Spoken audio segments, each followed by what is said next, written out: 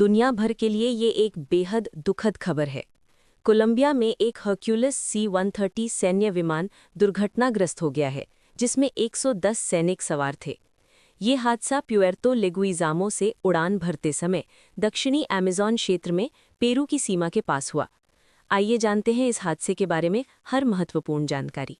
विमान Hercules C-130, जिसे दुनिया के सबसे भरोसेमंद और बहुप्रयुक्त सैन्य परिवहन विमानों में से एक माना जाता है, कोलंबियाई सेना के लिए विशेष रूप से सैनिकों और सैन्य सामान को एक जगह से दूसरी जगह ले जाने के लिए इस्तेमाल किया जाता है। इस विमान में कुल 110 सवार थे, जिनमें प्रशिक्षित सैनिक और तकनीकी टीम शामिल थी।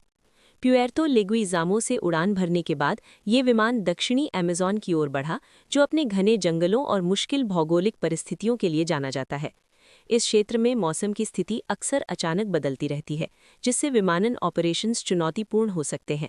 आधिकारिक सूत्रों के अनुसार विमान अचानक रडार से गायब हो गया। विमान दुर्घटना स्थल पर पेरू की सीमा के पास दक्षिणी अमेज़न के घने जंगलों में गिरा। प्रारंभिक रिपोर्टों में ये संकेत मिला है कि विमान का नियंत्रण प्रणाली में तकनीकी खराबी या मौसम की अचानक बदलती परिस्थितियां हादसे का कारण हो सकती हैं। हालांकि दुर्घटना के वास्तविक कारणों की जांच अभी जारी है। स्थानीय अधिकारियों ने तुरंत बचाव अभियान शुरू किया। कठिन भौगोलिक स्थिति और जंगल की घनी झाड़ियों ने बचाव दलों के लिए काम को चुनौतीपूर्ण बना दिया। कोलंबियाई रक्षा मंत्रालय ने कहा कि बचाव अभियान में सेना, वायुसेना और स्थानीय अधिकारियों को शामिल किया गया है। हेलीकॉप्टर और ड्रोन का उपयोग करके विमान के मलबे और संभावित जीवित बचे लोगों को खोजने का प्रयास किया जा रहा है। स्थानीय समुदायों ने भी बचाव दलों का सहयोग किया है। हालांकि घने जंगल और कठिन मौसम अभियान को धीमा कर रहे हैं।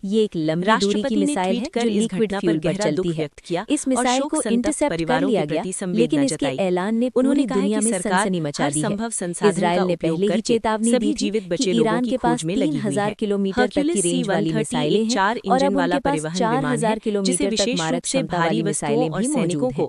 दूर-दराज क्षेत्रों में ले जाने के लिए डिजाइन किया गया है। पृष्ठभूमि इस विमान में विशेष रूप से प्रधानमंत्री नेविगेशन सिस्टम और आपातकालीन उपकरण लगे होते हैं। लेकिन अमेज़न जैसे जटिल इलाकों में मौसम और भूस्थलीय परिस्थितियां विमान संचालन को बेहद कठिन बना देती हैं। इसलिए दुर्घटनाओं की संभावना हालांकि कम होती है, लेकिन गंभीर परिस्थितियों में बढ़ जाती है। कोलंबियाई वायुसेना का ये पहला बड़ा हादसा नहीं है।